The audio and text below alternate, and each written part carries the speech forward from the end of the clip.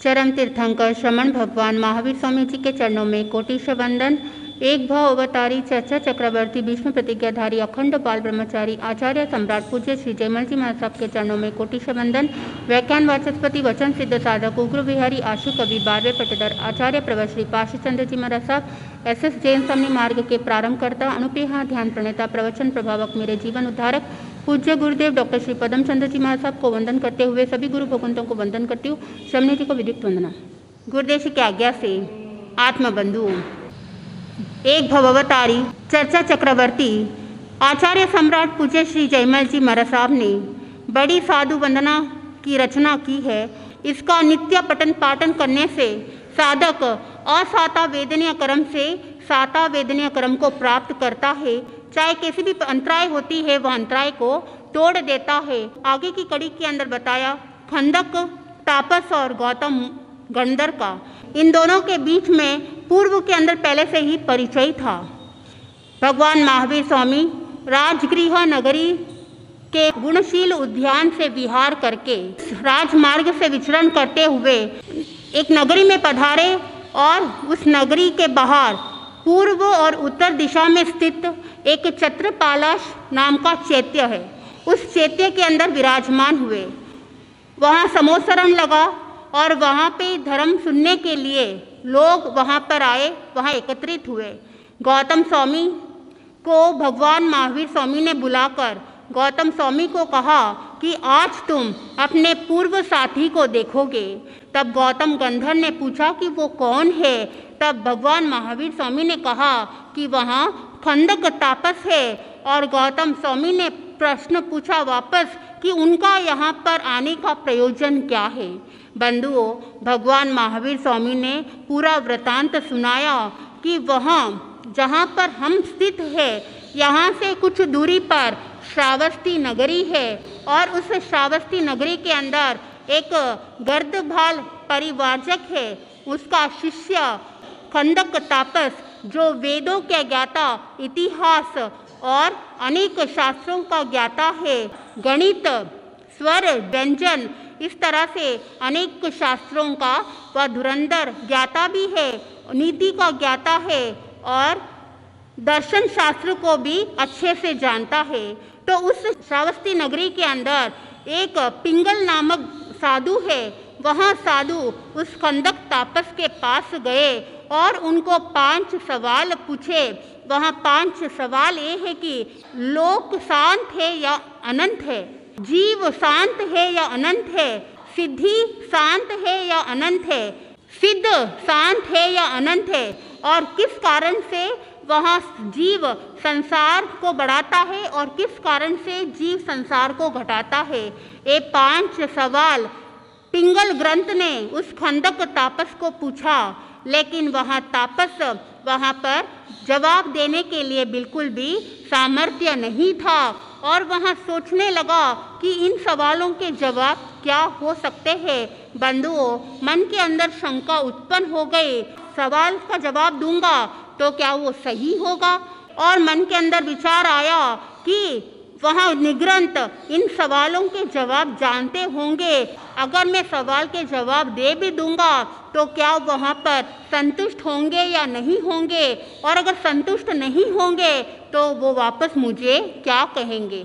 तब उस समय कहते हैं कि मान्यता, विश्वास, आस्था, श्रद्धा और दृष्टि यदि विवेकपूर्ण है और सत्य सिद्धांत आधारित पर है तो वहाँ सम्यक है, और अगर वही सिद्धांत आधारित नहीं है तो वहाँ पर मिथ्या है। बंधुओं, वह तापस को ये जब प्रश्न पूछे गए तो वो सवाल देने में सामर्थ्य नहीं था और वहाँ पर मन के अंदर बेचैनी हुई कि इनके सवालों का जवाब क्या हो सकता है। बंधुओं, गंधर गौतम और भगवान महावीर स्वामी की जब ये बात चल रही थी, उधर तापस भी सोच रहा था किनके पास जवाब हो सकते हैं, मैं किसके पास जाऊं। तब श्रावस्ती नगरी के अंदर जो लोग थे वहाँ लोग भगवान महावीर स्वामी के दर्शन करने के लिए जा रहे थे और उन लोगों के मुख से वहाँ तापस भी बात सुनता है और उसके मन में विचार आया कि मैं वहाँ पर जाऊँ। बंधुओं, गौतम गंधर ने भगवान महावीर स्वामी को पूछा, अगर ये तापस यहाँ पे आएगा तो क्या वहाँ पर आपके पास मुंडित होकर दीक्षा अंगीकार करेंगे?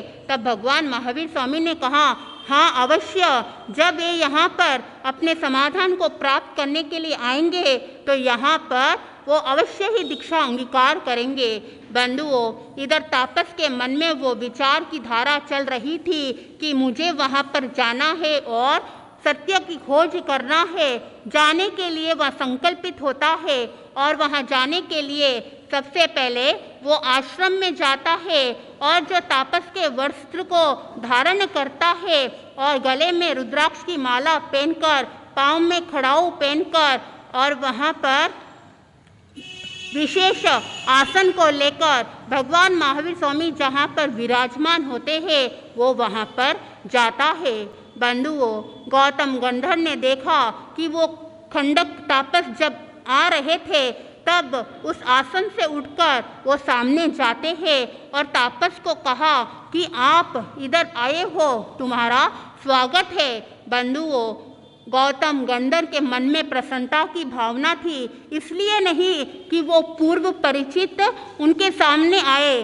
काफ़ी बार आप देखते हो जब आपके कोई मित्र यार होते जो बचपन के होते हैं और जब बहुत समय के बाद मिलते हैं तब आपको कितनी खुशी होती है, आप गले लगते हो और बहुत सारी बातें करते हो। लेकिन गौतम गंधर को उस चीज़ की खुशी नहीं थी कि वो पूर्व परिचित थे, लेकिन उनके मन के अंदर खुशी इसके लिए थी क्योंकि वो खंडक तापस जो अपने भीतर रहे हुए मिथ्यात्व का आज नष्ट होगा, क्योंकि भगवान महावीर स्वामी के शरण में आए हैं। गौतम गंधर पहले मिथ्यात्व से घेरे हुए थे और जिस समय प्रभु के समूह शरण में आए, उनके दर्शन किए, उनका अंधकार, मिथ्यात्व का अंधकार दूर हो चुका था। तो गौतम गंधर के मन में भी यही था कि खंडक तापस के मन में भी जो सवाल है उन सवालों का समाधान भी प्राप्त होगा और मिथ्यात्व भी दूर होगा। तब गौतम गंधर उनको कहा कि आप इतने दूर से यहाँ चलकर आए, आपके मन में निग्रंथ के द्वारा पूछे गए 5 सवाल को दोहराया और कहा कि आप इसी के लिए यहाँ पर आए हो।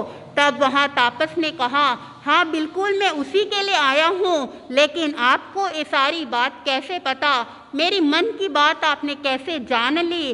उस समय गौतम गंधर ने कहा कि ये सारी बात मुझे प्रभु महावीर ने बताया है और उन्होंने ही आपकी सारी मन की बात, आप किसके लिए यहाँ पे आए, किस प्रयोजन से आए, उन्होंने सारी बात बताई है। गौतम गंधर ने तापस खंडक को लेकर भगवान महावीर स्वामी के पास जाते हैं। जब भगवान महावीर स्वामी के अद्भुत शरीर को देखा तब तापस खंडक बहुत खुश हो जाता है, 3 बार वंदना करके उनके समीप बैठता है। भगवान महावीर स्वामी ने कहा कि तुम्हारे मन में 5 प्रश्न चल रहे हैं, वहाँ 5 प्रश्नों का जवाब मैं दूंगा।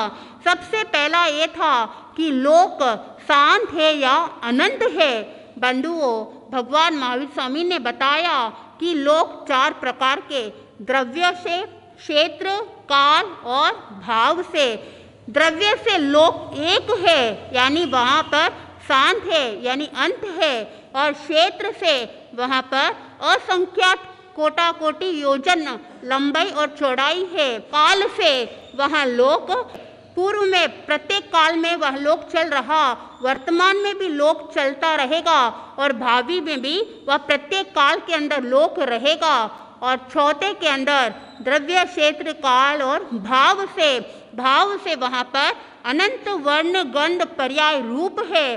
तो वहाँ लोक जो है द्रव्य और क्षेत्र से शांत है और काल और भाव से अनंत है। दूसरे प्रश्न के अंदर खंडक तापस के मन में था कि ये जीव है, जीव शांत है या अनंत है।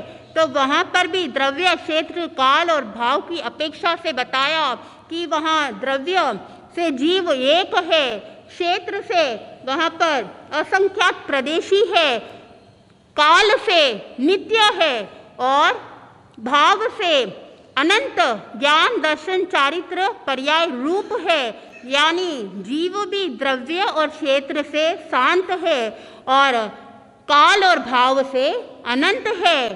तीसरे के अंदर वह सिद्धि जो है वह शांत है या अनंत है। बंधुओं, इसमें भी चार बताए, द्रव्य क्षेत्र काल और भाव से। वह सिद्धि से द्रव्य से एक है और क्षेत्र से 45 लाख योजन लंबाई और चौड़ाई तथा 1,42,30,249 योजन के कुछ जाजेरी परिधि वाली है। काल से वहाँ पर अनादिकाल से चल रहा है और अनादिकाल से चलता रहेगा, और भाव से भी अनंत वर्ण गंध रस पर्याय रूप है। तो वहाँ जो सिद्धि है द्रव्य और क्षेत्र से शांत है और काल और भाव से अनंत है। चौथे प्रश्न के अंदर पूछा कि जो सिद्ध है वह सिद्ध शांत है या अनंत है। बंधुओं, द्रव्य क्षेत्र काल भाव की अपेक्षा से बताए कि द्रव्य से सिद्ध तो एक है, क्षेत्र से असंख्यात प्रदेशी है और काल से एक अपेक्षा से शांत है, और वहाँ पे तो अनंत रहेगा क्योंकि वो तो चलता ही रहेगा, और भाव से अनंत ज्ञान दर्शन चारित्र पर्याय रूप है। बंधुओं, द्रव्य क्षेत्र काल और भाव द्रव्य और क्षेत्र की अपेक्षा से वहाँ पर शांत है, काल और भाव की अपेक्षा से वहाँ पर अनंत है। बंधुओं, पांचवा प्रश्न था कि किस कारण से जीव संसार को बढ़ाता है और किस कारण से जीव संसार को घटाता है। तब भगवान महावीर स्वामी ने उस प्रश्न का जवाब दिया। उस मरण के कारण से संसार को घटाता है और संसार को बढ़ाता है। एक मरण है बाल मरण यानी अज्ञान मरण, अकाम मरण, उसके कारण से जीव संसार को बढ़ाता है, और एक जो मरण है पंडित मरण, उससे वह जीव संसार को घटाता है। बंधुओं, बाल मरण जो 12 प्रकार के बताए हैं। सबसे पहले तड़प कर मरना, और दूसरा विषय के वशीभूत होकर पराधीनता में तिल तिल कर मरना, शस्त्र आदि से शरीर में प्रवेश होने से तथा सन्मार्ग से भटक कर मरना, पेड़ से कूद कर मरना, पर्वत से गिरकर मरना और अग्नि में जलकर मरना, वहाँ पानी में डूब कर मरना, वहाँ फांसी से मरना, विष को खाकर मरना, शस्त्रघात से मरना, और वहाँ पर मरकर उसी भाव में उत्पन्न होना और वापस मरना, और वहाँ गिद्ध पक्षी के द्वारा जो पीठ और शारीरिक अव्यय है उस शरीर को खाने के बाद जो मरण को प्राप्त होता है उस तरह से मरना। ये जो 12 प्रकार के मरण से साधक मरता है तो वहाँ पर संसार को बढ़ाता है, चारों गतियों के अंदर परिभ्रमण करता है। और एक जो मरण बताए वो पंडित मरण है। बंधुओं, पंडित मरण के 2 प्रकार बताए। एक पंडित मरण होता है भक्त प्रत्याख्यान, और एक पंडित मरण याव जीवन चारों आहार का त्याग करते हैं। भक्त प्रत्याख्यान के अंदर तीनों या फिर चारों आहार का त्याग किया जाता है और वहाँ शरीर की साल संभाल नहीं होती है। बंधुओं, एक जो 2 प्रकार के मरण बताए, पहले प्रकार के मरण के अंदर पुनः 2 प्रकार बताया है। एक मरण ऐसा होता है जो बाहर निकलकर पंडित मरण को ग्रहण करने के बाद उपाश्रय के अंदर वह साधक अपना जीव बाहर निकाल देता है और वह पार्थिव शरीर को वहाँ से ले जाकर बाहर उसका संस्कारित किया जाता है। एक ऐसा मरण होता, और एक दूसरा मरण होता है जहाँ पर बाहर नहीं निकाला जाता, यानी अरण्य के अंदर ही वह पंडित मरण को प्राप्त करता है और उस पार्थिव शरीर को कहीं पर भी ले जाने की आवश्यकता नहीं होती, वहाँ पर ही संस्कारित किया जाता है। बंधुओं, पहले मरण के अंदर वह अन्य मुनियों के द्वारा किसी प्रकार की सेवा नहीं ली जाती है। लेकिन जो दूसरा मरण भक्त प्रत्याख्यान मरण है, वहाँ पर मुनियों की सेवा ले सकते हैं। तो इस तरह से जो मरण होता है, ये पंडित मरण के द्वारा साधक संसार को घटाता है और वहाँ पर 4 गतियों के अंदर परिभ्रमण नहीं करता है। बंधुओं, पंडित मरण के और अन्य नाम बताए, जिसको सकाम मरण भी कहते हैं, समाधि मरण भी कहते हैं, अनशन, संलेखना, संथारा भी कहा जाता है। बंधुओं, पंडित मरण के अंदर साधक अपनी इच्छा से वहाँ पर संथारा को अंगीकार करता है। जो आत्महत्या इच्छा से नहीं, वह इच्छा पूर्ति नहीं होने के कारण से वह जीव आत्महत्या कर लेता है। पंडित मरण के अंदर सभी धर्मों के अंदर उस जीव की प्रशंसा होती है, लेकिन जो आत्महत्या होता है सभी धर्म के अंदर निंदा होती है। जो पंडित मरण है वहाँ वीरता का सूचक है, लेकिन जो आत्महत्या होती है वहाँ कायरता का सूचक है। बंधुओं, पंडित मरण के अंदर भावों में निर्मलता होती है, लेकिन आत्महत्या के अंदर भावों की निर्मलता नहीं होती है। बंधुओं, तो इस तरह से जो मरण बताया है, इसमें श्रेष्ठ होता है पंडित मरण, जिससे साधक अंतिम समय के अंदर अपनी सारी पापों की आलोचना करते हुए वहाँ पर काल करता है। बंधुओं, ये जो संथारा है, ये संथारा आचार्य सम्राट पूज्य श्री जयमल जी महाराज साहब का 31 दिन का संथारा आया था और उनके जो 2 शिष्य देवलोक से आए थे, उदय मुनि और केशव मुनि, और उन्होंने सिमिंदर भगवान के पास जाकर प्रछा की कि हमारे गुरु कहाँ पर जाएंगे काल करके, तब वहाँ से वह प्रथम कल्प में जाएंगे। तो इस तरह से आचार्य सम्राट जयमल जी महाराज साहब को भी 31 दिन का संथारा आया और उनके जो 16 शिष्य हैं उनको भी 1 मास का संथारा आया। बाकी शिष्यों को भी वह समाधि पूर्वक संथारा को प्राप्त किया है। बंधुओं, आचार्य श्री रायचंद्र जी महाराज साहब को भी 30 दिन का संथारा आया। आस्करण जी महाराज साहब को भी 30 दिन का संथारा आया। इस तरह से ये जो आचार्य श्री जयमल जी महाराज साहब की गौरवशाली परंपरा है, सभी आचार्य भगवंतों को अंतिम समय के अंदर संथारा प्राप्त हुआ है। पूज्य गुरुदेव डॉक्टर श्री पदम चंद्र जी महाराज साहब फरमाते हैं कि ये जो बड़ी साधु वंदना है, इसको नित्य 6 महीने तक अगर पठन पाठन करते हैं तो वह अंतिम समय के अंदर संतारा अवश्य ही आता है। बंधुओं, वहाँ पर महापुरुषों को वंदन नमन किया जाता है, जिससे साधक के भीतर विनय के गुण भी प्रकट होते और वहाँ कर्म भी हल्के होते हैं। यहाँ प्रसंग चल रहा तापस खंदक का, वहाँ कंदक तापस जब प्रभु से इन 5 प्रश्नों का उत्तर प्राप्त कर लिया, साथ में कई अनेक प्रश्न और शंकाएं थे, उसका भी समाधान प्राप्त कर लिया और प्रभु से वहाँ पर उपदेश सुनकर मन के अंदर विरक्ति की भावना आई और उनके मुख से दीक्षा अंगीकार कर लेते हैं।